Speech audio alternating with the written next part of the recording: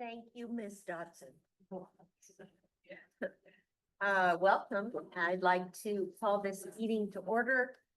Today is June 16th, 2025. It is now 10 a.m. And I'm calling this is the regular Finance Committee meeting of the CCSD. So we're sad to say that we have lost one of our committee members due to family situation.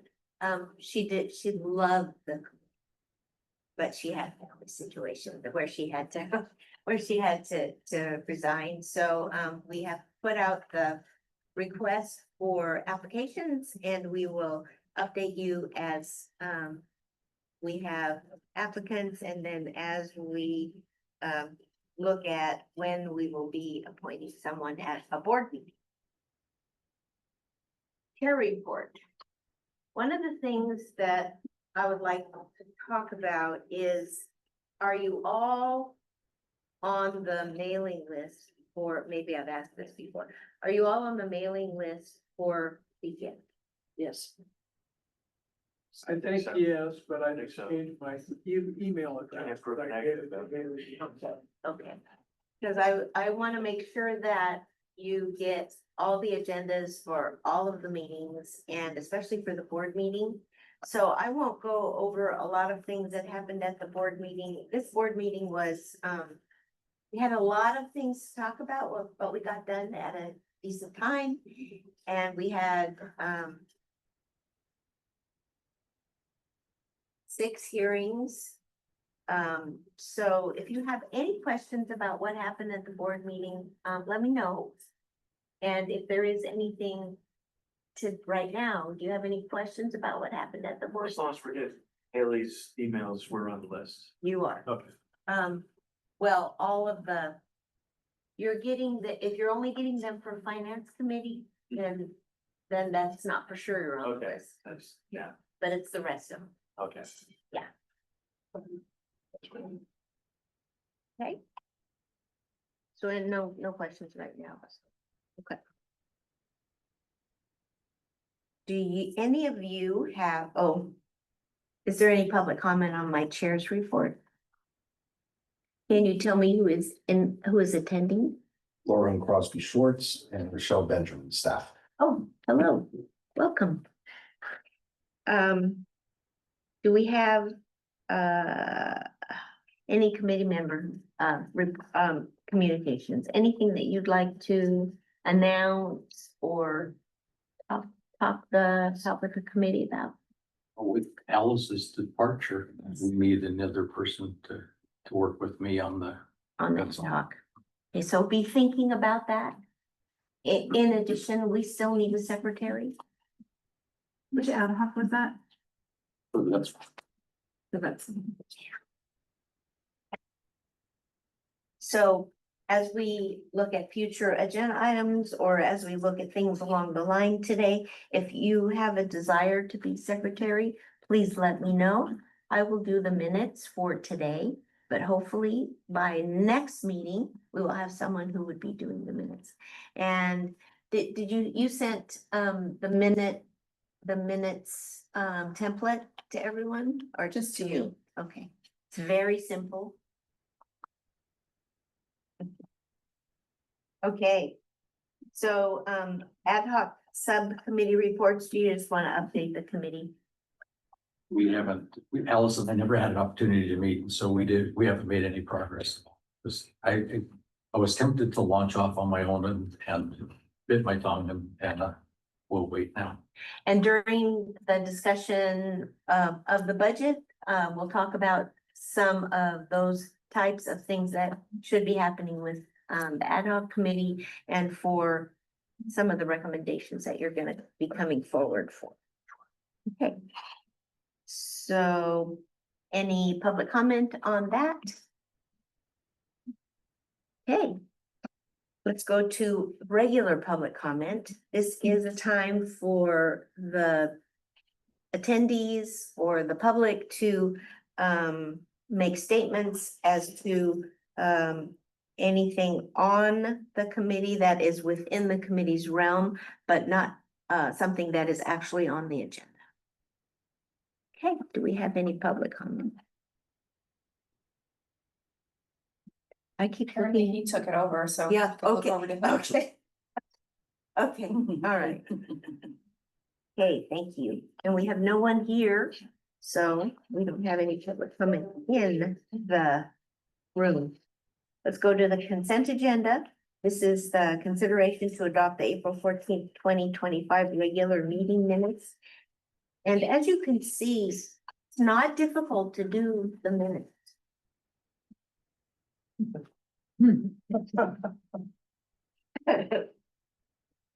Does anybody have any questions or edits or revisions or additions to these minutes?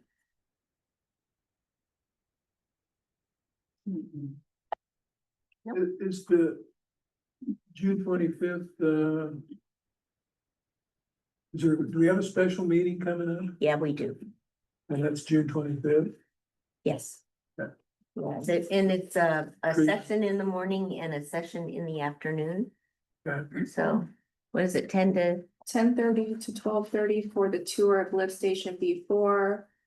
And 1 to 3 for a tour of the wastewater treatment plant and the AMI water heater demonstration. What are the times again, Haley, please? 10:30 to 12:30. And then 1 to 3. Oh, Karen, I see. always right. It's a very informational kind of a presentation, and you get to ask lots of questions. So it's really a good meeting to go to, but if you can't make it, it's completely understandable. And where's the lift station? It's at 1551 Green Street. Where is that? I don't know. It's Lodge Hill. I don't know. I'd have to put it in. Google that.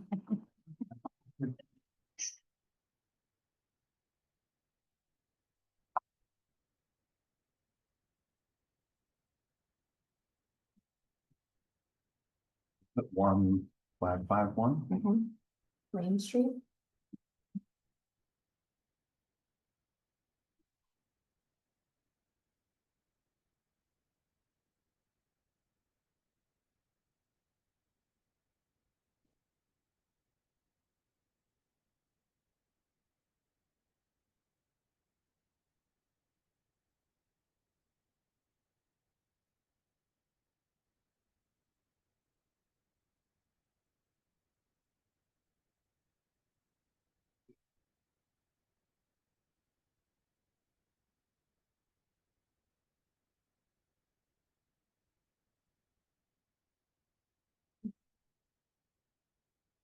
Yep.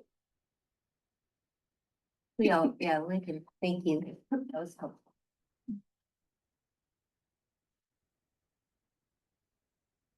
Okay. Do I have a motion to approve these minutes? Oh, is there anything, is there anybody who would like to make any comment about the minutes before we vote on it? No? Okay, I need a motion to approve the consent agenda. So moved. Seconded.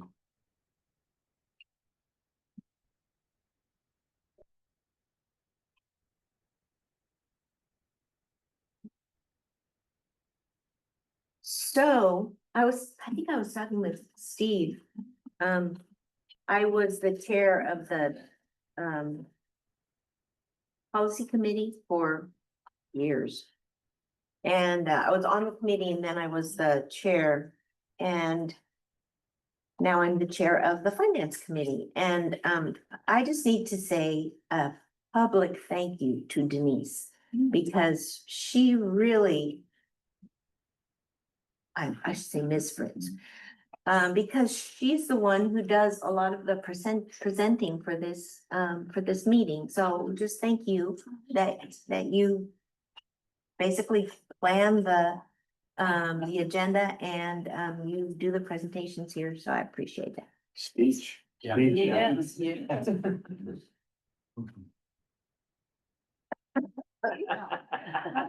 Well, and I do wanna, Doing a good job.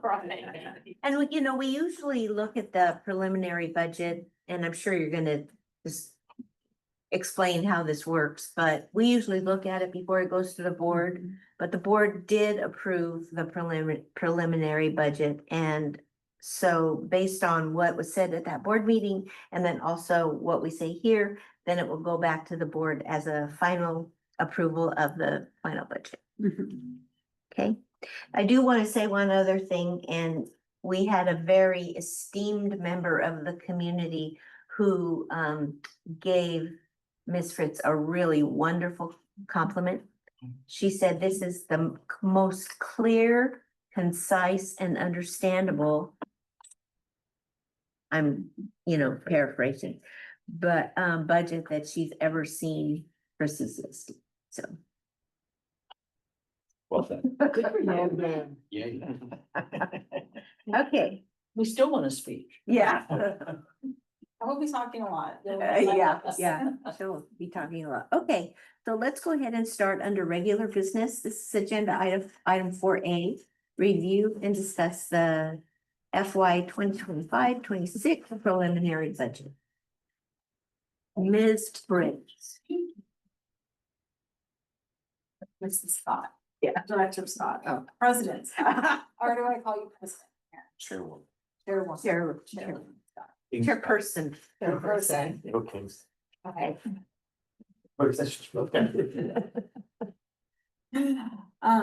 So, as Chairperson Scott mentioned, typically this comes, there is a pretty,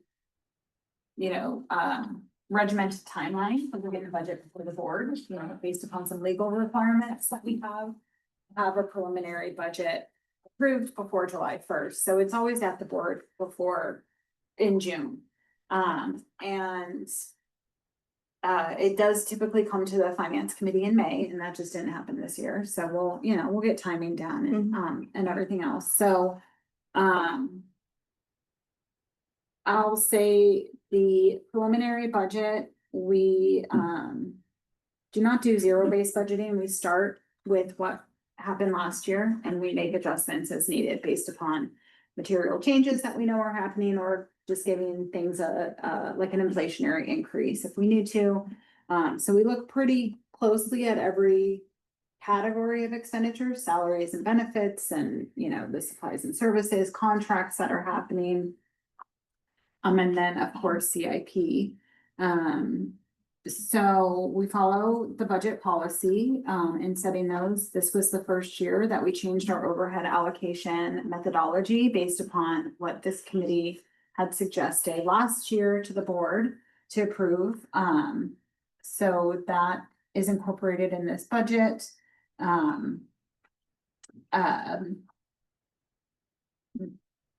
The preliminary budget, as it was approved by the board, is representative of our operating expenditures and any new requested approved CIP projects for the year. And then the final budget, what we do, the main difference in the final budget is we review all of the capital projects that are currently happening, and we bring forward it's called an encumbrance roll forward request. And so that's the primary difference that what you'll see between the preliminary budget and the final budget. There's not usually a lot of changes in the actual operations that were approved, but you'll see that the board will approve carryover of CIP projects. So those will be reflected in the final budget, as well as typically, I think there's a reserve analysis that we don't have in the preliminary budget because it's just too early right now because we haven't closed the year yet. So just give you a little bit of background on that. I'm not going to read through the whole staff report. You can read there on the different plans and goals. That we do give budget updates. We're required to. We actually give quarterly budget updates. And we include some supplemental information here, such as the current, and the new organization chart, position allocation listing, which is just all of the positions and any changes that have happened. The overhead allocation calculation, and of course, our property tax allocation, and yeah, so I'm gonna get right into it, and of course, this was talked about at length at the board meeting, so you can always go to the board meeting and view the presentation there too. I have a couple questions. Yes. Is it okay as we go through that people ask? me? Yes, yeah, I prefer that. Okay. As we're going, and you just stop, I would rather stop and ask questions than wait till the end. You can see our beautiful table of contents. Ms. Dodson helped a lot with putting this together for me, so I cannot take credit for it all. She is very helpful. This is a new format that we're using, and this summary typically was given at the final budget only, but it was requested by the board that we include it with the preliminary budget, so still kind of getting used to that change. So this is just a summary of some of the history of the CCSD. And then you can see on page 5, this is just a really broad level overview of the 25-26 operating budget. I have another question. Yes. So will this committee see the final budget before it goes to the Yes. board? Oh, okay. I mean, if we meet next month, yes. Yeah. Yeah. I'm And it goes planning on it. in August.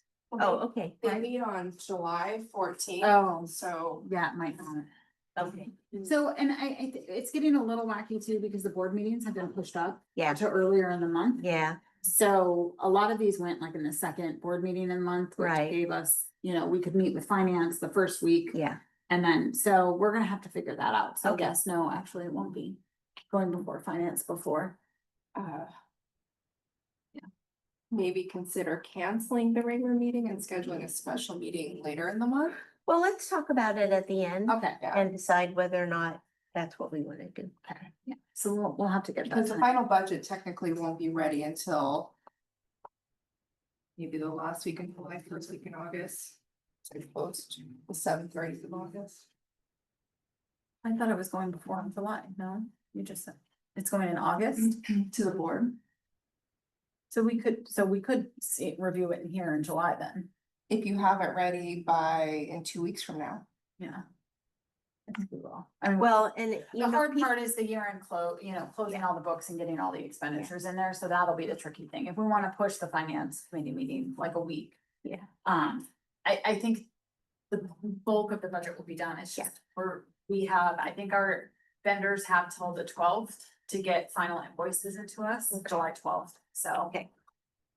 So we'll talk about it. yes, it's tight. So is on the expenditure side, the capital outlay, is that the amount you expect to have available to start to take the next items on the capital improvement budget? So, yes, you'll see that is representative of specific projects that were approved through R&I and through the budgeting process.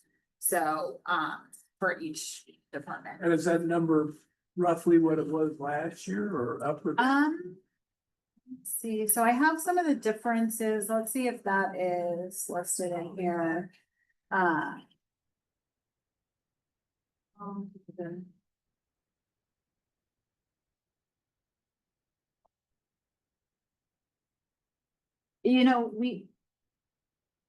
We budget capital based upon approved projects, so I think this is actually less than what was approved last year, but it was just about the needs and capacity of the departments to get stuff done more than Probably your availability of Probably your funds. current portion of B, the part that will fall in 2025-26. Yeah. Current portion through B projects.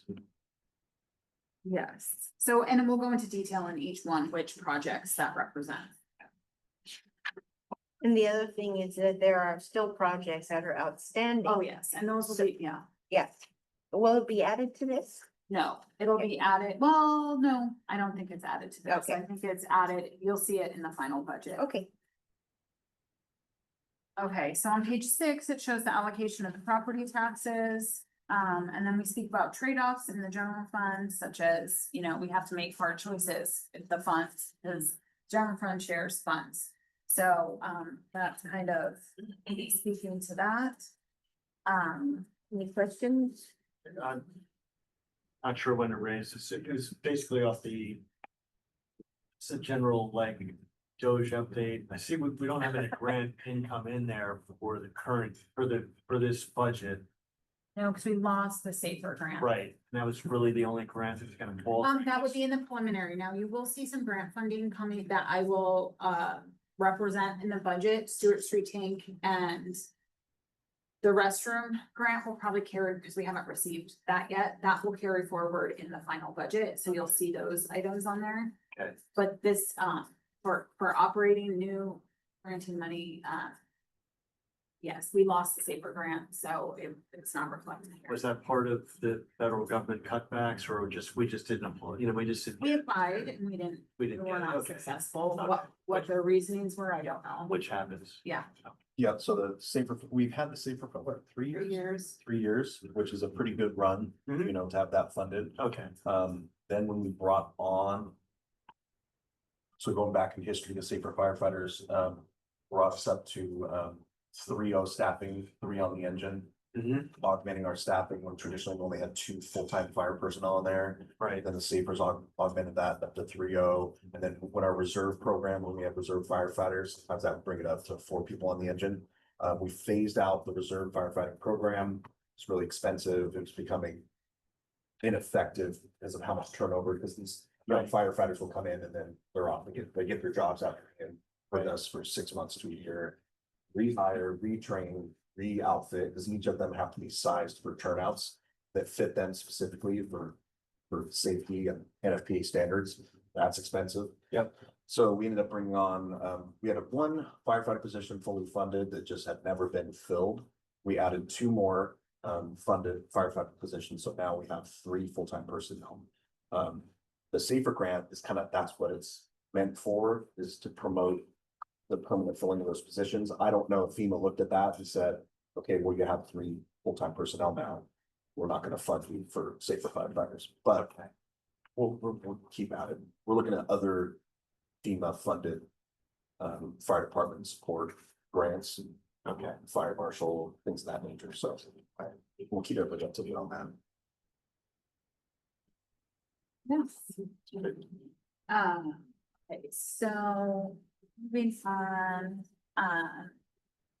we put strategic goal alignment in with the budgeting for the different areas, also including budget assumptions where it's applicable. I have a question about Yes. significant budget items on page, at the bottom of page 7. The third bullet, significant unfunded requests exist. That same sentence is repeated, so I'm not sure what's a filled in bullet and what should be a not filled in bullet. That's just a little redundant.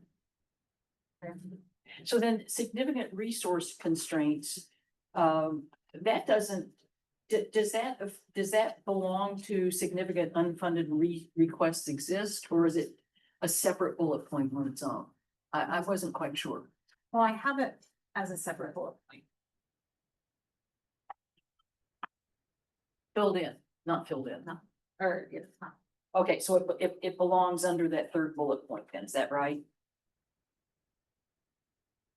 Yes. Okay, thanks. Is there another bullet? No, I can look at that section and. Okay. Well, I already told. Oh, I didn't tell Ms. Brett. Yeah, there's some edits that are coming Yeah. forward in this document that were brought up to the board. That's one Yeah. of those that we're done with forward. There's a couple of sentences that we discussed at the board meeting that we'll clean up. We'll talk about those as they come along. We don't need to spend any time well, on that. there was one. Your, Steve. Yeah, there was a One. under, well, at the bottom of page 6. Yeah, this sentence, over time, as the CCSD continues to maintain the fiscal Indian Ranch Preserve and take ownership of more open space parcels with insufficient funding. The general fund budgets for fire, facilities, and resource administrative departments will continue to decline and impact operations and safety. That sentence is going to be rewritten. To make it less dire. Yeah, to No. say that we have increasing shortages. It is dire.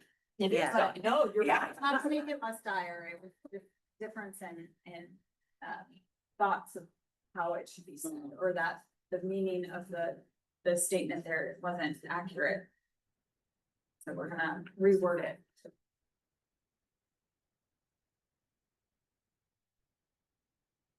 But it'll still be dire. Sorry. I'm getting in, might be a little more upbeat. Well, but it's just clearer. Yeah. Okay, so on page 8. You see the administrative services, a cost allocation, so, that's just kind of detailing out, just the overview, of what each department is paying.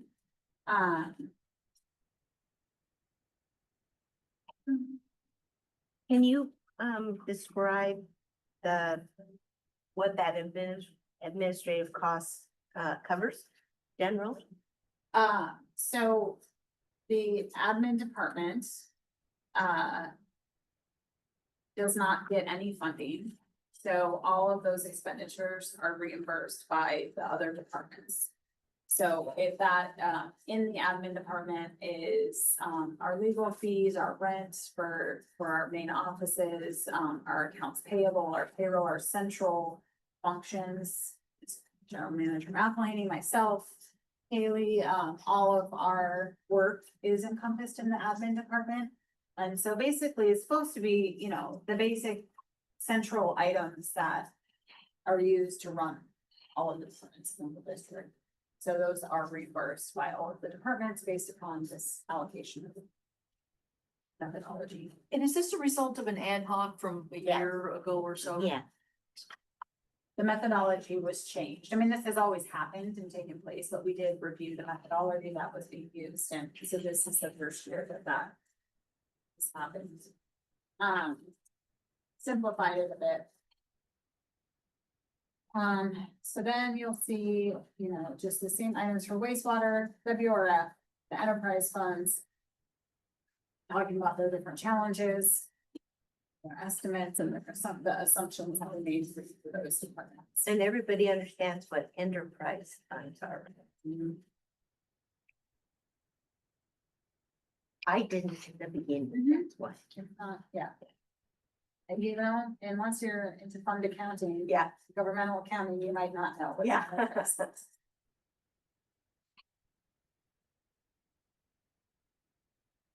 Any question on those funds, just a summary, or? Okay. Then I'm gonna move to, you'll see the general fund summary. Now, I know we have the new member, plus you don't see this all the time. Would you like me to go over these reports and the columns that they are, and how it's, yes. Okay, so I'm gonna just take on page 14, we're gonna go over this fund summary page. This is a general fund summary, but I'm just gonna go through the columns so we can understand what we're looking at, and it's repeated through every department budget. So the original total budget column is what I would call the preliminary budget, the operating budget. Mine says 14. Ours is 13. Well, we have Oh, a wait a 14, minute, no, yours- this is the summary page, though, is one you're looking at, Yes, right? yes. Oh, yes, okay. yes, yes. So for this, the total operating budget, $269,601. Then you see the current total budget. Right now, it's the same. What that will change throughout the year. If the board approves any budget adjustments, those will be reflected in the current total budget column. When I bring forward any encumbrance carry forwards for CIP projects, that will be reflected in the current total budget. The one thing to remember throughout the year is that original total budget should always be representative of the preliminary budget that was approved by the board this month. Period activity is representative of the current period that we're in and the activity that the funds have had. So if I bring this to you in October, that would be October's activity. The fiscal activity will include the current period activity and any preceding activity that happened throughout the year. So if you want to get a summary of what's happened for the year, depending on when I bring this to you, we would look at the fiscal activity column. Encumbrances are, it's like a memo only entry that's saying that we have an obligation that we have signed a contract for, or whatever, that we have an obligation to pay on this line item, and it just helps us understand, you know, kind of what we've promised to pay and helps us keep track. In that way, we use it, we don't use them that much in the district. I find it helpful to use for bigger items, you know, so that I can know what, you know, what contracts we have on file and stuff like that, but we're trying to incorporate them more into our processes. And then there's a variance column, which shows us how much we are above or below the budget based upon whatever activity we are. How far along we are in the budget year. So any questions? So, would you, the way you describe the encumbrances, is that basically it's like a warning thing? These are expenses we're committed to that are Correct. upcoming. Yeah. So it's pretty regular to have something in there. We don't use them that often here at the district. It just hasn't been a practice. They used to be used a lot for like small expenditures that happen every single month. That's not really the point of an encumbrance. You usually use encumbrances for like bigger ticket items that, you know, let's say I had budgeted $100,000 in an account. So if I ran this report and I didn't have this encumbrance in here showing me that, oh, I've already signed a contract for 50,000, so, you know, but we're paying it throughout the year. It's helpful for us to know that. So we're trying to use them more in the district, but our business processes in the past haven't really used encumbrances too much. The only, I guess maybe I just missed it before, but I noticed that when we get into like the group summaries, there's that final column, the percentage remaining. But in this, on this end summary, we don't have a. That's just the report. I mean, they have the variance, favorable, Right. unfavorable, which will tell you how much you're above or below budget, but yeah, it looks like those fund summaries don't have the percent remaining. column. Yeah.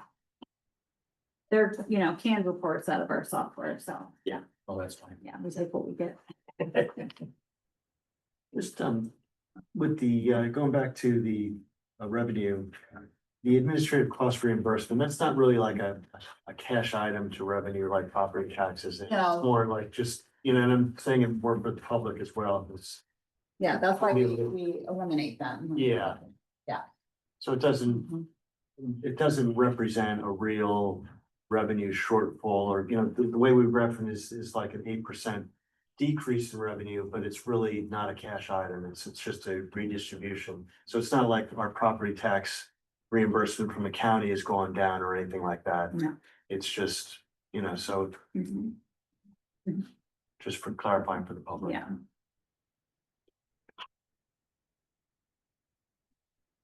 Hey.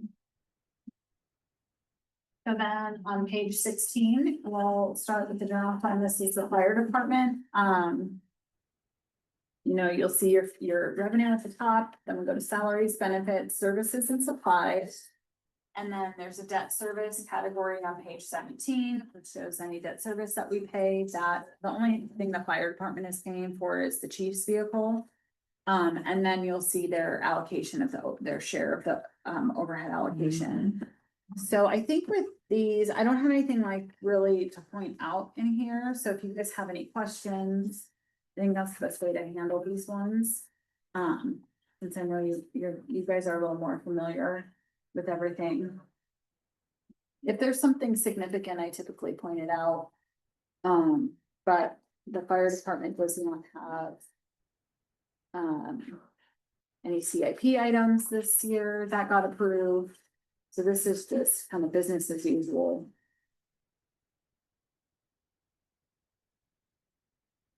Any questions on the fire department? Okay. And we're showing a pretty much a balanced budget. They have about we have $9,360 net income, which in the budgeting world means pretty much zero. Yeah. Okay, so then we're moving on to facilities and resources, which starts on page 21. They have their revenue, you can see the EV charging station revenue, that's new for this year. We've budgeted a little bit in there for that. That goes directly to facilities and resources because they pay the electric bill and all that stuff. And we ran the capital project through here too.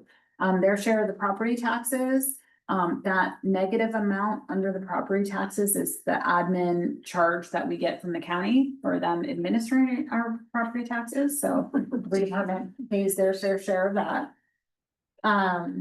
There's salaries and wages,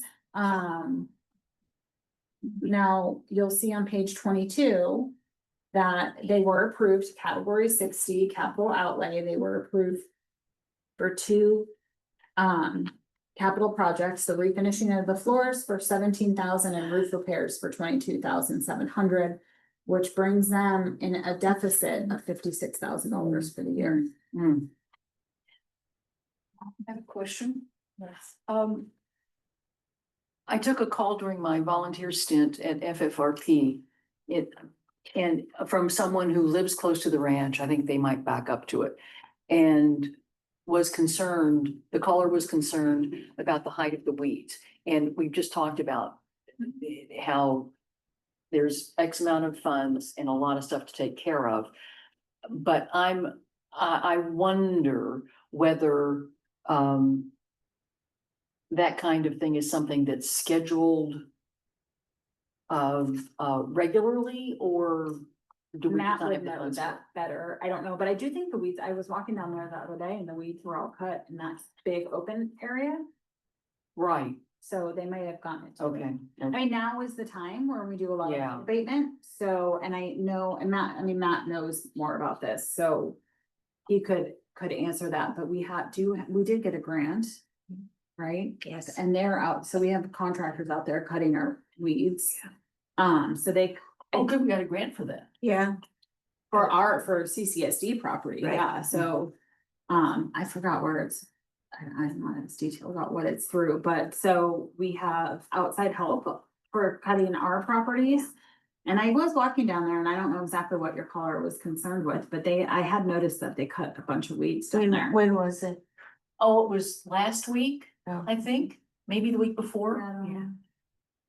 So, but So it's happened recently, you think? Oh, well, I think I was walking down there last week and it looked cut to me. We needed you. It's the attorney. Oh, What'd I do?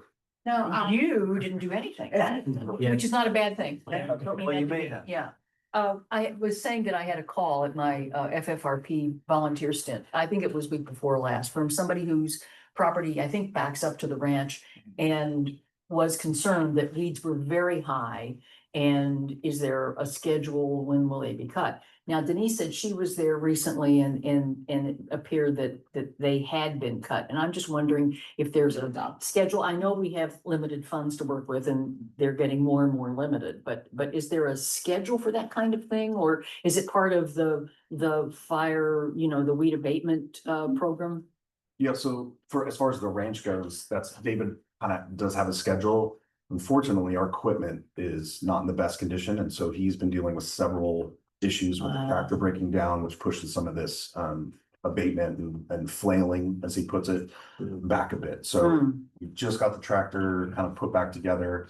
We've had a staff member that's been out ill, so he's down personnel, and so. what about the grant though? I was talking about the grant. Oh, They have done it? there's some portions of it that are being funded through that forest health grant, and there's other portions that David's doing, so it's kind of a mix between the two.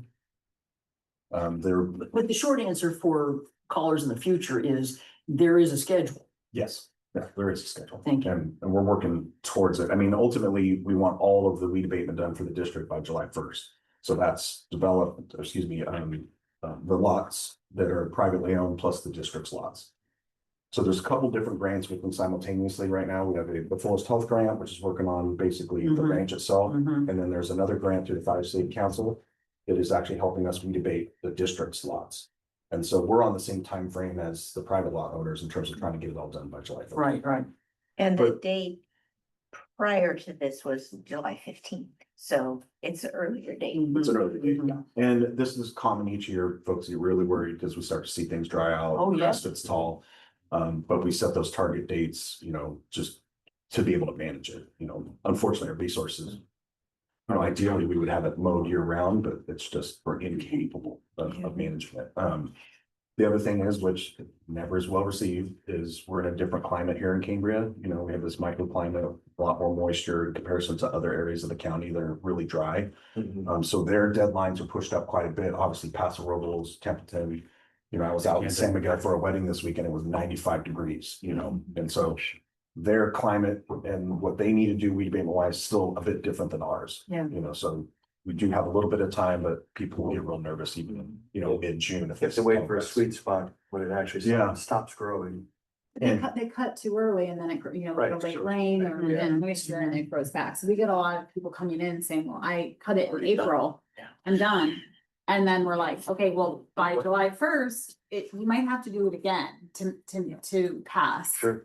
We have that quite a bit. People come in and say, I'm done. Yeah, Like, David runs into the same problem. Yeah.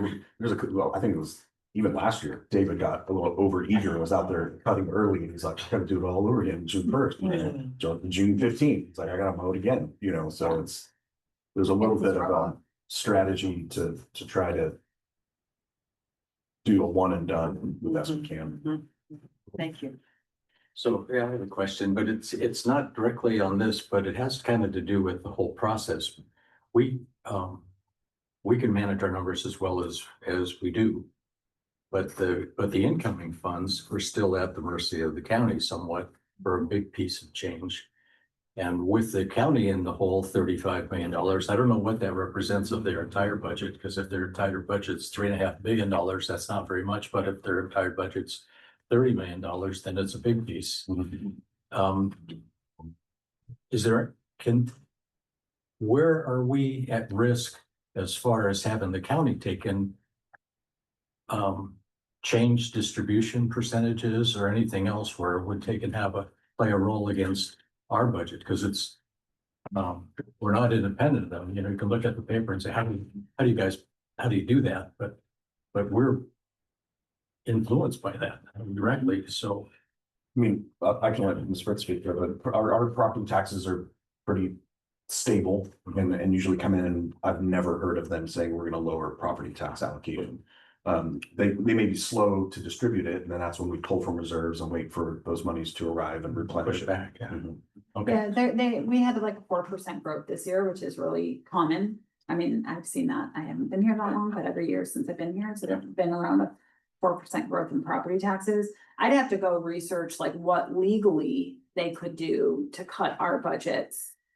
Since I'm sure property taxes I'm sure they raise money other ways than just property taxes. And so there might be laws surrounding like that we're owed a certain amount of like they can't Right. cut our property. I don't know. I'm That's just my guessing. question. That makes sense to me, right? Like they can't just cut our property taxes. It's, money that Yeah. we're taking in for our property. So we have not seen that. Now, what could they do to us? I don't know. But I understand your concern and your question, but I think it's different. Like, when I worked at Cal Poly, like we were definitely at the mercy of the state and they would cut our budget all the time, and it was kind of more, they have more control over that. I don't know if the county can really cut our property taxes significantly, but I'd have to look into that. Yeah. They did not this year. By something under the CSD law.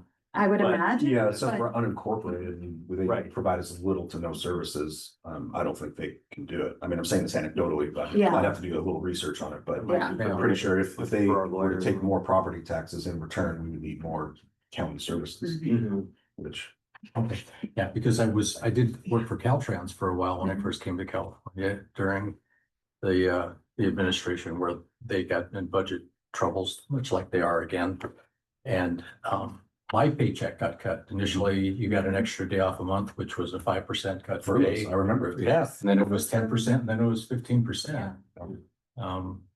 And so I just wondered if the county has that kind of leverage on us. Yeah, Pretty much not. I'd have to look. Okay. Yeah, I don't know the Thanks. answer to that question. I do know we did not get cut this year. Yeah. So Thanks. that's good. Okay, so page 26 begins our administrative fund. You will see there's a little bit of revenue in there. Mainly our franchise fees and our interest income. Which stays in the admin department, and then again, all the different, our salaries and wages and our different services and supplies. And then you can see the allocation of the overhead coming back in is basically that those expenditures being moved out to the other departments. So we're budgeting for a 316,000, approximately 316,000 net income in the admin department. And that would go into reserves, that administrative reserves, or the general fund reserves, I should say. So, and FNR and fire can request to use those. So you could see when I said we're, FNR is in a deficit. Because of the overhead out or the CIP projects, that will, this money is basically offsetting that, yeah. And throughout the year, they can request the use of those funds by the board for different purposes. We had to do for fire this past year, they had the emergency leak issues on their roof and stuff like that, so, just as an example of what we would use that money for. Page 31 is the summary report for all of the enterprise funds, which is the water fund, wastewater fund, the WRF operations and the WRF capital. And the net budget for all of the enterprise funds is 0. So we have a balanced budget. For the enterprise funds. So on page 34, we can take water. And we have the revenue, which is to say that they get funded by the water rates that are charged to all of you. Does this take into account the tiny inflationary Yes. increases? Okay, thanks. Yes, the 2.9% inflationary increase that was approved is in the are in these numbers. Their allocation of interest income and then the availability fees that are charged, which were approved by the board as well. So they get 178,000, which is used towards maintenance and repair expenditures. So we're through. Look, and if we go on to page 36. Oh, I have a question. Okay. So, so the 100,000 in interest income for the water department, is that part of the 120 that was in the, Admin? yeah, No. Okay. So what I did is I take whatever percent. So we have, I'm gonna throw out round numbers just to explain the concept, but we have $9 million in reserves and I have, let's say water has 6 million, whatever percentage of reserves they have, that's how I'm allocating out the Okay. interest income. Okay. Based upon what percentage of reserves. So 120 given to admin is representative of their share of the general fund reserves. okay.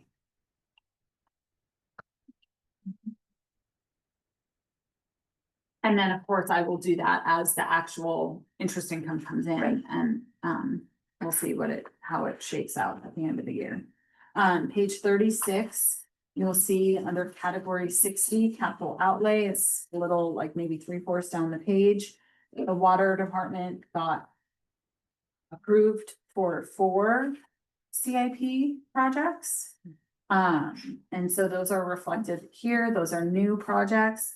I would say there was quite a few more in here that got cut, so we could balance the budget. There's definitely more need or more, what word? am I- There's more need than we have resources for to cover. We had to cut quite a few projects. Things are being deferred. Yes. I mean, we will see some pretty large budget adjustments come before the board this year for some capital projects. We just don't know what amount we're gonna be asking for. We really, you know, our reserves are pretty darn healthy in water and wastewater. But that's gonna change pretty drastically when we start talking about the Stewart Street tanks. When that RFP goes out, comes back in terms of what it's gonna cost to actually construct those, it's gonna be a big chunk coming out of reserves in order to complete that project. There's lift stations, there's the effluent line that has a temporary repair right now. We paid our consultants MKN to do the design on that. They're about 90%, and then after that would be potentially flying an RFP for construction of the effluent line, which could be $5-6 million, and we don't have those funds. So there's a lot of projects that are gonna be coming back before the board for some budget adjustments to complete. So you'll see those reserves take quite a hit. Or with the potential financing options too, because we can't really dwindle our reserve down to nothing. Right. Not. Which goes back to a discussion that was had at the board about one of our other consultants that's doing a rate study, fee schedule update, things like that. And the eventual, what do we say? We're at a loss for words today. It's Monday. Yeah, the reality of it is that the Prop 218 will be on the horizon as a discussion piece. And those budget adjustments always cause the public to be really concerned, which makes sense.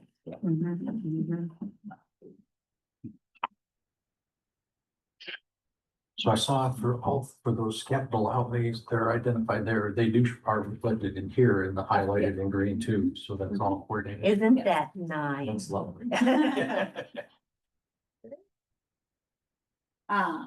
Should all be matching. Yeah. I think someone pointed out like one formula that didn't calculate quite correctly on the CIP list, so I gotta go fix that, but we're getting there. It's a big document and it's all pretty manual, so. Yeah. Okay, and you can see the debt service then for the water, which that is representative of the AMI water meter project. What page are you on? On page 36, right underneath where we were with the capital assets, the debt service. That's the water meter project. I think we have a 5-year loan on that, so. Because we financed part of that project. And then the overhead allocation for the water and WRF gets paid out of this fund. So, under debt service where it says interest, you deleted truck, right? I have not deleted truck yet, but I will look into it. Yeah. Interest truck. Yeah.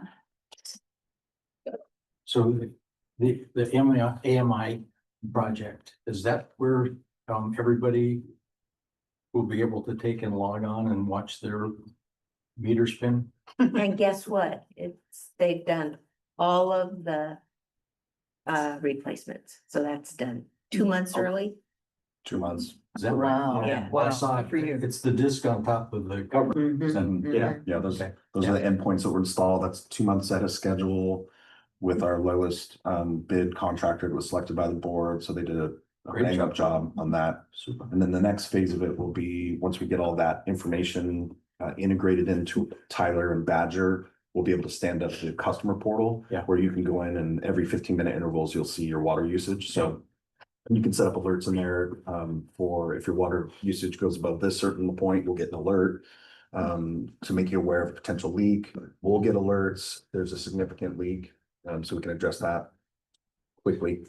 So maybe it's premature, but how will people access that portal? It'll all, what will be broadcast Oh, when it's okay. ready. We, the contractor moved so quickly and like to do the transition and get everything coordinated with Tyler. It's a very manual process that involves the engineering team, like Tristan, the program manager, and Eric over there. They have a piece of it that they have to like literally just go in and type, you know, it's like data entry, and then the finance team has a side of it. So we just haven't been able to keep up with how fast the contractor was changing out those meters, so we gotta do all of that in the systems, and then we're hoping, you know, within the next month to 2 months to have it all updated and, you know, and of course, it's the end of year, so everybody's really busy, but Yeah, but we'll get there and. it's good. No, it's progress. It's cool. And I put out some information in one of my GM letters Yeah. a couple weeks ago that kind of goes over, it's called Eye on Water, exactly what it'll be and how it'll be set up. And then we'll do, like, as Rick said, a big broadcast on, Yeah. on how to sign up for your portal, Mhm. get it all set up, where that portal is, it'll be on our website. And we do have a few test accounts in there, because we have residents that work for us, and so they've been able to, you know, troubleshoot the dashboard and see their activity. And then I think Mr. Green reported at the board meeting that they've been able to use it for the leak detection aspect of it, and they found like 19 leaks or something like that, so So it's paying for itself already. it's going to be really great, and it's already doing what we had hoped, and as far as that, having better management of our water and what's happening and leaks and stuff like that. So the meters are transmitting, it's just now setting up Yes, the it's- portal to receive all the yes. signals. And Yeah, they just change out old meter numbers, the new meter numbers and the new reads and all of that stuff. And it'll be great for the consumer side too. Yeah. Because we've had several individuals, homeowners that didn't have a flume, so they didn't get alerted. They had this persistent leak, they're gone. I mean, we had a customer who had a $16,000 water bill, you know, a couple other $7,000, you know, says, you know, we're not getting alerted by it until, and some of these, so going backwards, these meters were failing, so we were doing manual reads on them. They weren't radio transmitting, so the ones that do radio transmit, we were able to catch those even under the old system. But as these had failed and we're doing manual reads, we're not getting alerted of the leak until 2 months later, when we do the read and they're like, Yeah, oh, the there was damage a is done. significant amount of water. Yeah. So then that's when we alert the customer, and then it's too late. Yeah. You know, so this will be good for the community all around. It's good. Thank you. Okay. So moving on to page 40, this is the WRF operations and capital fund. So this is the revenue for WRF, which did not get an increase. Their share of the interest income and all of the different expenditures. At the very bottom of page 40, you'll see the debt service. So that's the loan payment for the WRF. I don't think we paid for anything else in there. And so this one is budgeted net income of $102,572.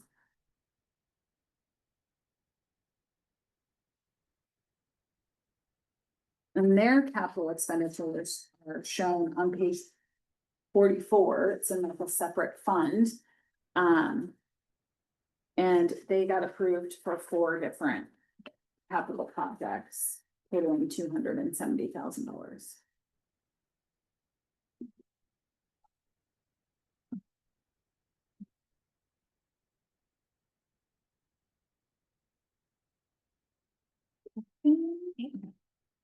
Wastewater, 48. So this is the same thing. We have the SST bond fund payments, page 49. That is our debt service. They also, right above that on page 49, were approved for 4 different capital projects. 2 electric vehicles, replacing the generator at lift station A, and some work on their sludge digester. What that is. I know. You guys will find out what it is when you go tour it. There you go. What is that?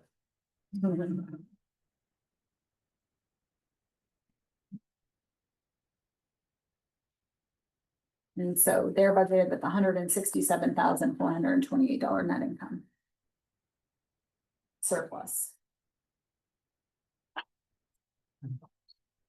Any questions on wastewater? If there's anybody raising their hand. Because it's better to get it answered rather sooner than later. Okay. Okay, so then on page 53, you'll see we have our miscellaneous attachments. which we do the allocation of administrative overhead presentation. We have our salary schedules. Our position allocation list called the PAL, which is basically just our positions and any that may have changed for this year. Our organizational chart from last year, and then one for this coming up year, 25-26, reflective of any changes. So page 54 is the allocation of overhead. I may put a little more detail in here, but again, this is new, so it's very different than what it used to be. But so this just shows how each area got allocated overhead based upon the new methodology. On page 55 and 56, we got two salary schedule changes that were approved by the board. So one, we have two in here because the union, the SEIU have negotiated two different salary increases for this year. One happens July 1st for 2%, and then one happens December or January for 3%. So we kind of are putting both of them in here and memorializing them and getting them approved by the board, so we don't have to come back. So that's why you'll see two. And all of these numbers, and then MCE has the final increase in their negotiated increases. They have a 3-year increase, and then it's effective January 18th, 2026. So that's what these salary charts are representing. So you all know what MCE is. It's our management team. Yeah.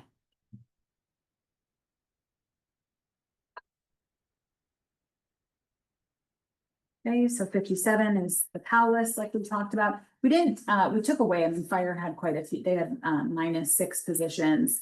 The movement in the utilities is more just trying to change classification, how many positions we can have for certain classifications, just for ease of hiring. Because with those positions, we tend to hire at the lower classification levels. And then we train them and they kind of go through the ranks. Am I saying that correctly? So we kind of just made some adjustment with like, I would say not the number of positions overall, but just what classification they are. To give us a little more flexibility in hiring. Sure. Or promoting. Or promoting, thank you. Haley worked with the departments in that. And then you can see the org charts for 24-25 and the org chart for 25-26. And there was no significant changes in the org chart. Yes, there was a big one. Which one? I was put president. Oh. It's all relevant. Yes. Okay, and then it's the page 61 is our CFU list. Which we're very proud of. So we have the legends on the first page, as well as like an outline of the timeline of how these CIP projects are approved through the year. I'm gonna go straight to page 63, which is facilities and resources. And I'll just go over really quickly. The B, the ranking, the far left column. And we went through this, but I know, like, again, you have to be reminded, as well as some of you are new, but the B are things that are actually budgeted. The board budgeted and approved them, they're in the budget. Already, not this budget. Yeah, like already. previous years. So the number ones, which you can see under Vets Hall renovation, I put them as a number 1 when I am bringing them to the board for approval. And I highlighted them in green just to make them easy. So you can see those are the floors and the re-roofing. So now when this comes forward for the final budget, I will have those marked as a B because they are going to be actually budgeted because the board approved them.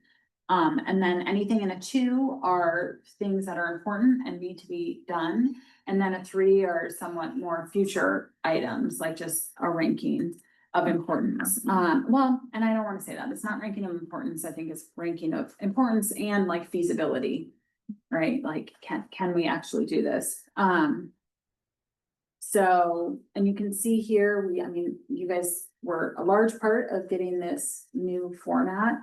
But for the skate park, for instance, we have 4 different funding sources for the skate park, which are all reflected here.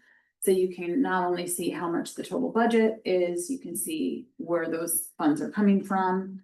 I have a column for any additional budget requests, sometimes projects. You'll see that for Stewart Street tanks, the original budget was, I don't know, it's like 700,000 or something, and it's gonna be quite a bit more than that. So you'll be seeing some adjustments in there. I thought it was nice to know that we had to go back and ask for more money, so. You can get a full picture of the project, then the current year fiscal budget is representative of like.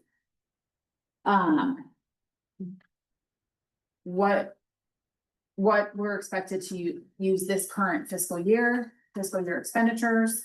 And any amount remaining, and then there's the activity to date, so project to date budget. Is not, it's not, like I said, you can see there, it's 1.2 million, whereas this current fiscal year budget is 465,000, right? So. And then you can see the expenditures to date. For the different projects, so the skate park, at the time that this was created, we had spent $135,188 to date on the skate park. And it is breaking that out between the different funding sources. Some of that is the Cambria Community Council funds and our reserve funds. And then the East Ranch restroom is underneath that. So that's kind of how this report is formatted. And we're going to be closing out this East Ranch restroom project relatively soon. We still have not received the grant money for that yet either, so they have to come out and inspect it, or we might have to take pictures. In order to get that grant money. Fire on page 64, they have currently, were approved this year, we bought ballistic vests, but they do not have anything new budgeted. Or requested, so you won't see any number ones highlighted green for them. But like we pointed out earlier, they got, those fundraising efforts, they will probably have some projects to be done this year. On page 65, all of those Bs on that top are the SST projects. So those are delineated by the ECMs, so that's where we have our bond funding, finances those, that's the money we use to get those done. And then 66, you'll see, additional wastewater projects. And a green. One green, and then there's 2 other greens on page 67. I know. And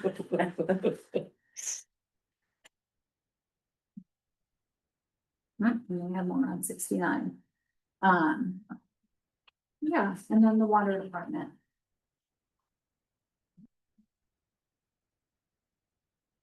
So it's a lot of information on these sheets, but it gives us infinitely more information than we used to have. And I think an ability for the board to actually see what's happening with the project. Okay,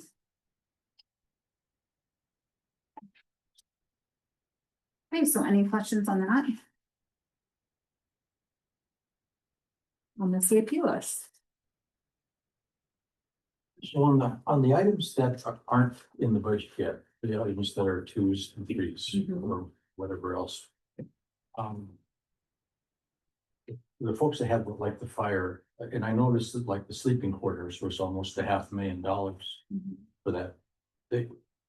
Before that goes any further than where it is right now, we would see something on that. They would come and make a presentation or something and talk to us. To finance committee, I'm not sure. That would be up to the board. Would we ever see anything about that? I would say that is so far down the line from ever becoming a reality. Yeah. Based on our current funding issues. It's not, It's worry not about even it. on our radar. Like, yeah, okay. I know the chief has brought it forward and he understands. Yeah. It's one of those things where he's just forecasting the potential need for that. Yeah. But we have multiple apparatus that needs to be replaced, and I've toured that fire station and I've slept in that fire station, and while those rooms are not ideal, Yeah. it's not happening anytime soon. Yeah, let's see. construction costs for a small house. Yeah. Yeah, so There's no hard and fast rule about when the finance committee seats a project. I think it's usually directed by the board to like, let's have the finance committee review. You know, so for like other things, like if we're gonna come forward with a financing package for like the influent line. I could see maybe that coming before, the committee, they might, you know, the board might want the committee to look at that and be a part of that discussion. But there's definitely projects that we do that the board just approves that do not come before the finance committee. yeah. Safe to say that numbers of like swag, it really hasn't gone to bid, you know, like any kind of bidding at all. You need, no, it's a It's- swag, it's whatever swag means that, yeah. Silly wild ass guys. Yeah. Yes. Yeah, People get really hung up on those like number 3 numbers, like with the vets home and stuff, and I mean, a lot of this was developed a long time ago, so I don't even, A placeholder at this. point. Yes, it is a placeholder. Well, and for the vets hall, if we would get a grant, then we could do those things, number 3s. There's a if lot we of need it, moving yeah. and grooving when it comes to funding and like, you know, general manager is out trying to get grants and this and that, so things can move pretty quickly, so. Yes, you gotta take it with a little bit of a grain of salt, and if we do get funding from somewhere, then it might move up the list and it, you know, might come off mid-year. Up into something that's budgeted, if we got funding for it, we have to be a little bit flexible. Stewart Street Tank is another one where that project has been happening before my time, before general manager's time, so they've been talking that for a really long time. They've been working on it, they have a grant for it, and that cost estimate keeps just increasing. So whatever number is on here is, it changes over time, inflation, all of those things. And so as we get closer to construction, we're gonna have a more real number that will come before the board. So it's an interesting process. Yeah, we should just put swag next time. I love it. I love it. I've never heard that before. Okay. So that is it for the preliminary budget. If anyone has any additional questions, and as always, if you think of something, just shoot me an email and I'll answer it. So do we have any public comments on this? No. Okay. I was gonna answer, but I didn't want to. Is Okay. Right. he would make a really good board secretary. Yes, he would. Should add it to the- Maybe you guys should, maybe you should trade jobs. Thank you. I'm thinking just add that to Oh. his role. Yeah. At So- the PM level. So my question would be then, do we need to, it says review and discuss. So I'm thinking we don't need to do a motion, right? Yeah, review and discuss doesn't mean decision. Yeah. Okay. All right. Okay, and so this agenda, oh, do I Well, wait for you to? do it? Yes, please. Sorry, That's all right. correct me. Yes. The person's spot. I just want to thank you for such a comprehensive review. That's wonderful. I've learned so much from you already. Okay, and the second agenda item under regular business is 4B, and that's the discussion regarding the investment report for the quarter ended March 31st, 2025. And the reason that I asked Denise to put this on the agenda is because I think there are a lot of questions in the community about, so how much money do we have and what are we doing with it? And Denise, I'm sure will discuss that we got to a point where we weren't making any return on this money, and that she brought us a company who is really helping us with the investments. So this is another one that typically would probably come to you guys before this point, because it already has been reported at the board level. So, but it is a consent item on the agenda for the board, so usually it's, you know, just a receive and file or whatever. And we did start working when I first got here, we were invested in Leaf only, and both a chunk of our money was at Pacific Premier and the money market account. We're not very diversified and our returns were pretty low.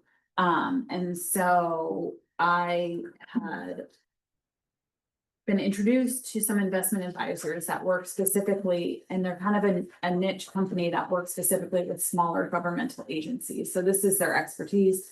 This is their area. We did a lot of vetting. We talked to maybe 5 different other companies. There were quite a few that won't work with agencies our size. We're too small. So they really are kind of a niche, and they provide a really comprehensive and I think hands-on service from other ones that I vetted. So we've had a great working relationship with them. I mean, they help Matthew with anything that he wants, and they're always there helping us. So I've been really happy with that partnership, and I think that they have done a really great job of getting us some more return on our investment and money. And so this is an example. Quarterly, they give us an investment report. And this was their report for March 31st, 2025. I think we're just at the point of where we've been with them a full year. Well, this was the 3rd quarter. So in June, it would have been, we've been there about a year and a half. So then we'll have a little bit, seeing being able to compare and contrast like what we're making from year to year, which they give us a little bit, page 86, very bottom of right table shows, what we made 23, 24 and 24, 25, for the same time period. I am not an investment expert, and that is one of the reasons too. I wanted to go and find some investment consultants. As most of you probably know, investing can be very complicated, and bringing in the experts. So if we have very detailed questions about this, they would be more than happy to come sit with this committee. I could schedule them to come in and answer those, and I will do the best that I can to answer any questions you may have. But I'd be more than happy to try and set up some time if you guys wanted more detail. Oh, I'd love to. Because you guys are usually smarter than me when it comes to investing. Well, I think it depends on what the moment of the day is. So do you happen to know, does this rate of return follow somewhat the Fed interest rates? I mean, I with, don't know. okay, I don't know. Yeah, because granted, the way it was that was substandard, and we were getting nothing back and giving and letting somebody use our money basically for free. And now we're doing really well, but then also the Fed rates up too. Mhm. And so I just wonder if they get to the point where the Fed is able to drop the interest rate down to the 2% bracket, should that be what we expect? And if it is, then we need to kind of keep that in the back of our heads, because this becomes money that we spend or save to the account. But just so we don't lose sight of the fact that we may not be getting, or whatever was that percent, 4.78%? Mhm. Is that based? Yeah, so we may not be getting that in a year if the Fed rate drops, and if the Fed rate is what's driving all these other returns. Well, some of okay, again, please,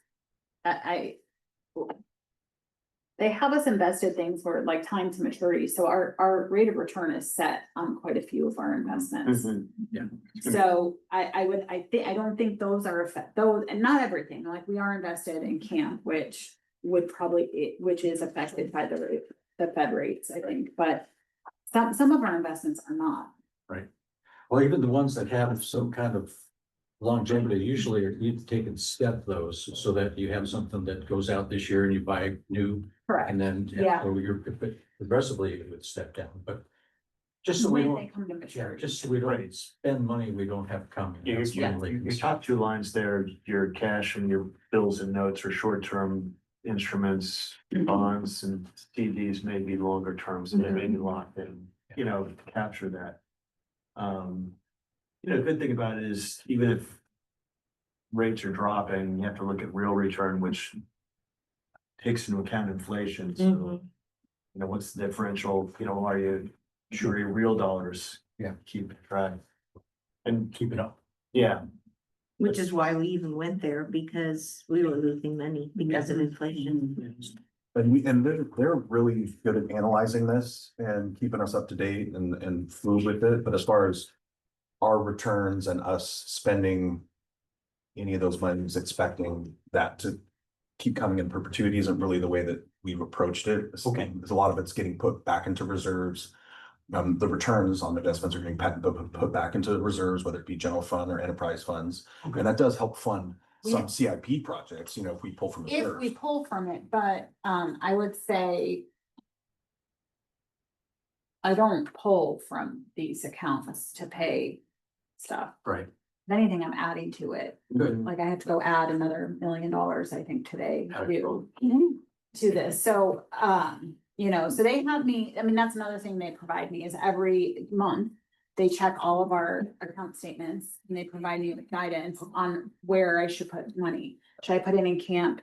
There is some money, I think 153,000 sitting in the US bank account, which is the investment account.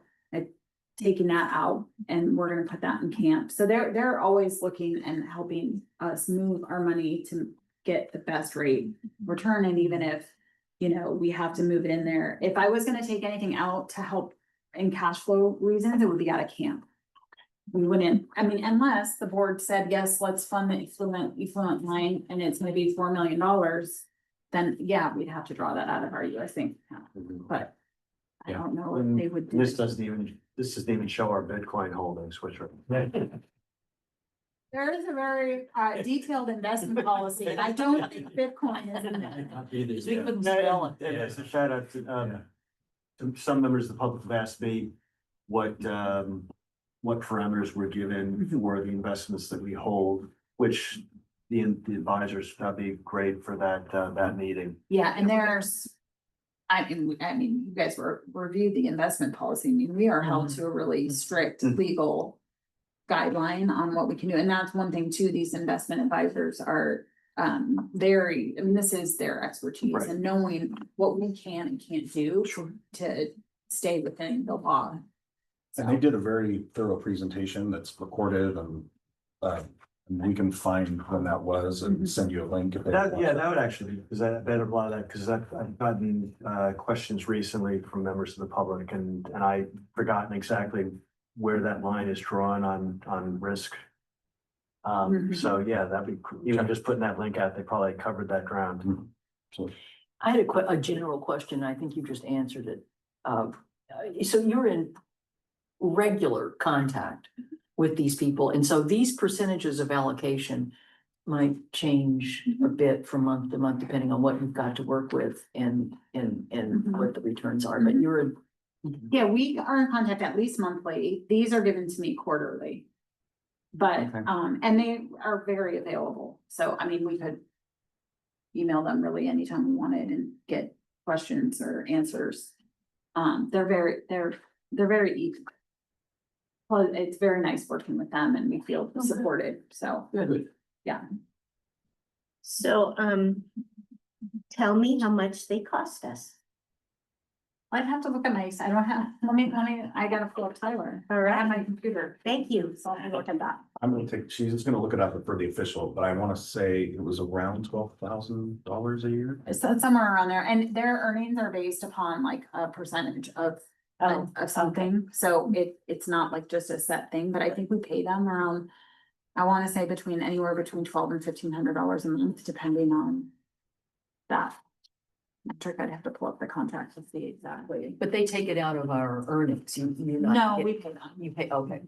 But if you had to ballpark the increase in performance on a yearly basis. Yes. Yeah, well worth the money spent. Well, gosh, look at, I mean. Just on this one historical data line, it's quite something. Right. Yes, they're well worth the investment.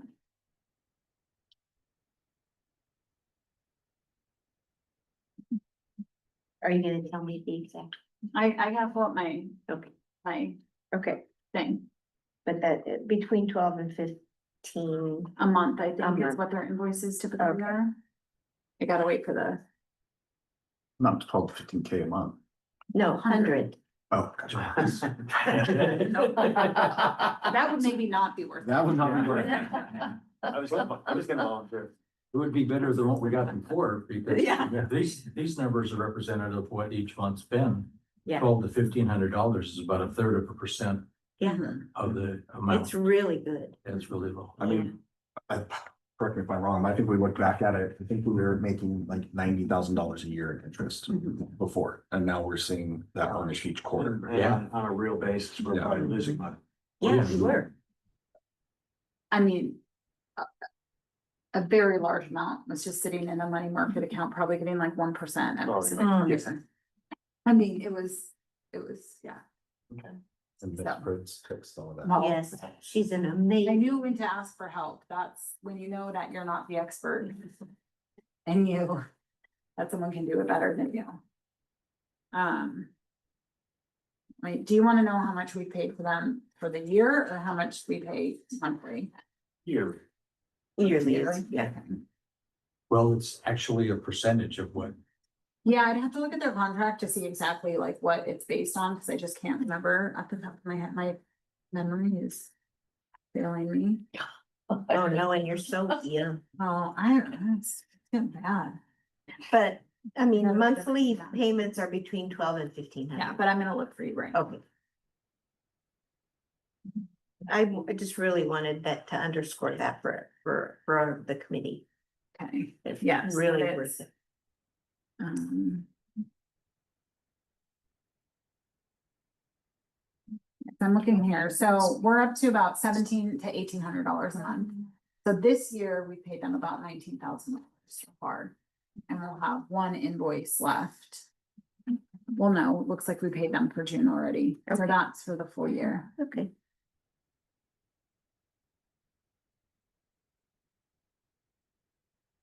Yeah. So, and I know it was, like, as we're making more money, it's a percentage of something that we're making because it's gone up a little bit. It used to be a little bit less, the monthly sort of. I just needed to know ballpark, and Go. for Yeah. 1 year, it's great. Mhm. the better we do, better they do. Yes, Yeah. yes. Which is, Yeah, That's typical. So do we have any other questions from the committee? Okay, how about online? Do we have anybody online, sir? No questions for anybody on. Okay. And tell me who's online now again? Mr. and Mrs. Laura Crossman Schwartz Yeah. and Michelle Benjamin. And that was your staff. yes. They stuck it out till the end. No, she likes to listen to our Yeah. board meetings. Okay. Thank Stay you. informed. Thank you so very much. Now, let's go ahead and go to future agenda items. What were we talking about before that we wanted to get back to? Another person on key Ad hoc ad hoc. committee. Oh, That's all. also a secretary. yes. And then we have the long range financial planning committee, which has been. But we have a new vendor we're working with, Waterworth, which basically is. It's a software that's gonna do what we wanted to do. I'm a little bit, I said my resources are a little bit thin at the moment. But once we can get all of our information in there, I think that would be a good time where we can sit and look at that software and see the capabilities of doing, because it's it is the long range financial planning. Yeah. So, And a big piece of that will be done through the rate study.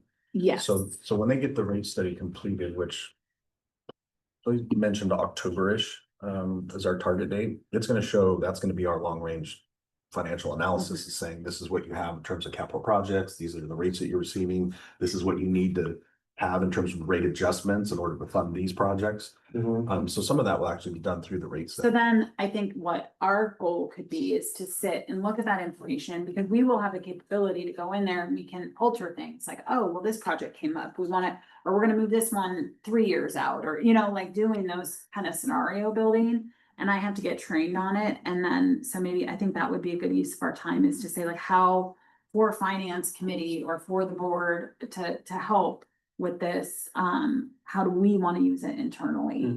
But they're gonna do a lot of the setup and getting it ready. And I don't know if they're gonna be doing general fund or if we'll, okay, so, We've already started that process. Yeah, And right. we have access to it to where you can tweak expenditures. And they kind of did it when we had a very robust skate park discussion. They did a presentation on where the general fund was heading just based off, I think it was 6 projects versus the 12 we have on the list. mhm. And it demonstrated a pretty swift decline in general fund reserves. Yeah, so you could look at that presentation to kind of just get a feel for what the software can do, but. So we will continue that, but it's kind of going down a different direction with the help of this software. So do you know, Ghostbusters. that won't be like for next month? No, Okay. no, I have to. She's got a big budget to. Gotta, yeah, but once this final budget is done, I mean, we got it, yeah, anyways, I mean, it's never done, we've got a lot. Plus, the audit, is finalized, we're in the tail end of finalizing it, it is late this year. There was, you know, we changed our partner, and I think that did cause some, you know, just the new partner getting up to speed as well as some other things. So we're gonna be in robust discussions to start the whole process earlier. We talked about that we're gonna even do some pre-work in like June or July. You know, so that we can meet our deadline. But we will be seeing the 23-24 audit. I mean, it's gonna be presented to the board in July, so if we can get the meeting schedule Okay. figured out, then you guys can see it before. Okay, so we are gonna have that. Yeah, it is complete. I mean, like, we're like this close. I just sent him a final email this morning and, so. I'm confident that we're gonna be able to work out some of these timing issues and, you know, I think I'm on board, he's on to get everything scheduled a lot earlier and stuff like that. Cause we just started too late and then it bumped up against their tax season and it was not fun for anyone. Yeah. Okay. Anything else on future agenda items? I was just, I had a question, being is that I'm on the vets subcommittee. Yeah. And maybe I should step down off the long range one and give one of the other newer folks. Oh, no, This really shouldn't. Would you be So interested? the long range is better. Not getting, Yes. Yes. And we initiated it, but then we never really started. No. And so it would be, And- you're basically starting from scratch. Yeah, and it probably won't. We'll probably be looking at it in a couple, 3 months. It won't be, Won't be imminent. no. Because of the new software. Yeah. Understanding what its capabilities are. So. So if you'd be interested in sitting on that. I guess I my would question step is, I'm down. not sure I was here when you authorized this committee about whether we even need an ad hoc long-range finance committee. I don't know why we don't maybe undertake that function ourselves. Cause we're small. Yeah, but we don't have that much else on our plate. No, that's what I mean. So, but that won't be for another couple, 3 months, so we won't put it on the agenda right away. So you may just resign from that ad hoc. Why don't I do that? Okay, And then either you're interested, or if my neighbor is interested, yeah, should she be the next member of the panel? perhaps, who knows? Yeah. And you can reconstitute. Because I have. It's not a big competition of time, but I have another thing happening that's kind of a competition for my time. Yes. Okay, I'm gonna put in the minutes that you relinquished your My position. position, yeah. Okay. Thank you. Anything else When was that committee authorized? before my time? Yeah, so some time ago, and we just it never got off the ground. We got caught up in other things. Well, we just really, I think it was part of the strategic plan. to look at long-range financial planning, and then because we really wanted to know exactly what is our forecast, we have this company now, so. And as part of long-range planning, do you all know how often small districts regularly do rate studies? We just had one a few years ago, right? But it sounds to me like this is part of seeing where we are, where we need to go, that kind of thing. Am I right? Essentially, so from my understanding, historically, up until our last Prop 218, which was 2022. Yeah. Right? Mm-hmm. Prior to that was 20 years of no rate increases. So now I wouldn't necessarily compare us to other districts because that's a weird position, in my Yeah, opinion, yeah. weird position we put ourselves in. Mm-hmm. And so now that last 218 just barely scratched the surface on some of the infrastructure needs that we had to bring us kind of whole. And now we're looking at some major infrastructure needs. And so But it sounds like that's a big deal for long-range planning to try to stay on top of that.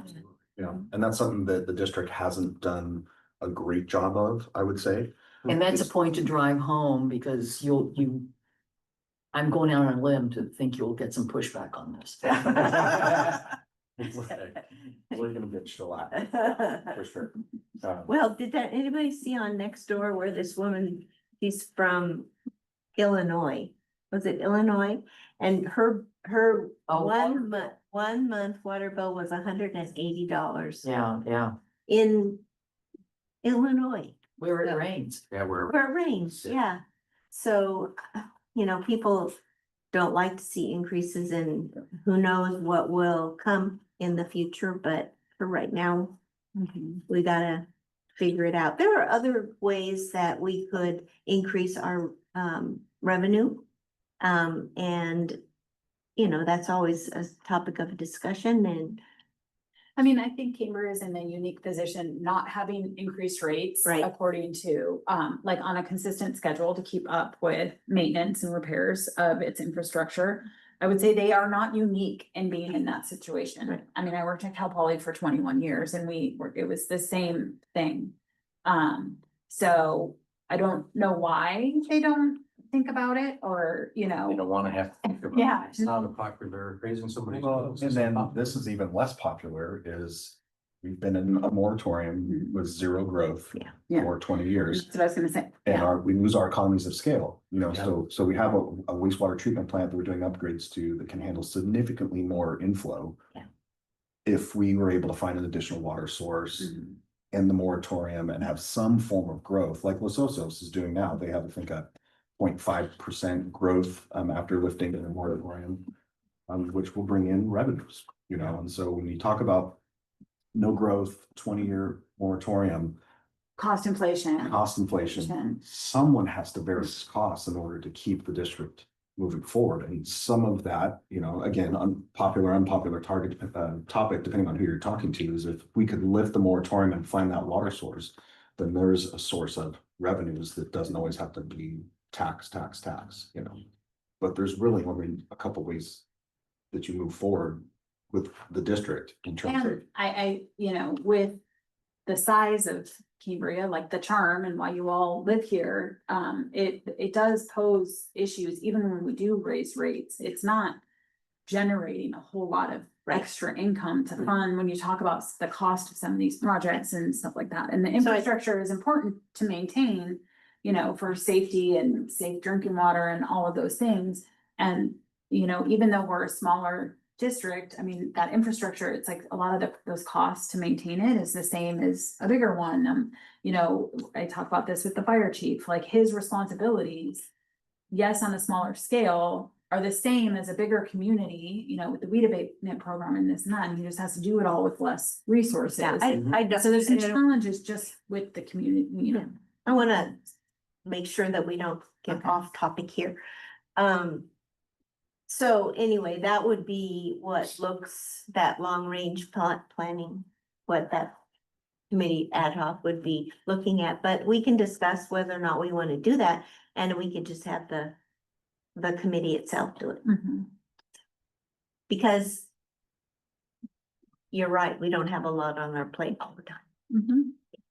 Okay, Can I ask one more question about rates, if anybody knows? And are there utilities out there that index their rates based on CPI or something like that? Or that, you know, that require specific actions? When you say index their rates, Consumer price index or something, in other words, Any if vote it's on it. $100 this year and the cost of living goes up 3%, it goes to $103. Well, our current increase was based on the CPI. one that just happened last Right, Thursday. but it's not automatic, it Right. requires specific action. Correct, and they And- were only approved through the last rate increase. They approved 3 years of rate increases, which I wasn't here. I don't know if those were indexed against CPI or how they came up with those increases, and they were specific dollar amounts that we were increasing to for those 3 years, and then in that referendum, what do you call it, the Prop 218, it was approved to have 2 additional years of CPI increases. So we just approved year 1 of that. Yeah. And so that was indexed against CPI increase, but after year 2, there's nothing else approved. Right, so then we'll probably, Yeah. I would hope that we have the fee study by then. and then the 218 would be based off of what we need to do in the district to include wages, salaries, infrastructure. And that would guide the Hmm. percentage of the rate increase, not CPI. The CPI is what we covered, Now, do they look at neighboring communities for the percentage or increase. just to be in line with? I mean, they do look. I'm sure they Yeah. do look, but from what I understand, it would be more deep dive into what we need infrastructure wise. The cost of replacement, debt service, because we would have to take out a loan to complete some of these projects that took that debt service into account, how much we're gonna be. Sorry, but we need And we're, to, yeah, wrap it up. okay. We're talking today. Yes, you are. Okay. Anybody have any other future agenda items before we look at adjourning? So there were no actions today, no votes, no motions, that kind of thing, but very good information. We did approve the meeting minutes at the very beginning. Yes. Yes, you did. That definitely will be in the minutes. Okay, Did you want to I postpone? don't think we voted on the next that. meeting. I think I seconded it. Yeah. I don't think we actually voted on the Yeah. minutes. So. Would you like to vote? Aye. Aye, all right. So you can have the minutes. Yeah, there you go. Okay. Aye. Thank Aye, you very aye. much. Yeah. Well, okay, so right now the meeting is scheduled for July 14th. So would the budget not be ready? by then? Yeah, July So- 14th, that's Bastille Day. That's right. Okay, so what, shall we look at dates that would work for people? Sure. Okay, Okay, so the final budget won't be ready, so we might as well postpone the meeting. Is that what we're doing? yeah, Cancel the 14th, But we want, we will reschedule. yeah. did we want to meet before the board meeting though? Yeah. Schedule up. I don't think do we have it? Oh, because of the audit? So when would you have final budget ready to present to them? Because the special meeting I can post 24 hours before. Where's the board meeting? It's not until August 14th. Oh, for. This is July. I mean, I would prefer this week. So the week is, How about if we The just week of the change, 21st or the next week. The week how of the about if we 20th. just make the August meeting on the 4th? Set a Monday. on Monday the 4th. Yeah, does that work? I mean, Yeah, if we do that, then then we we can cancel July. cancel July and then, Cancel 7/14 and then make the August meeting on the 4th. at 10 a.m. Does Are that you work? keeping the regular August meeting? I don't know. If we need to, we may. So we're canceling Does yet another. July The 14th. 14th, yeah.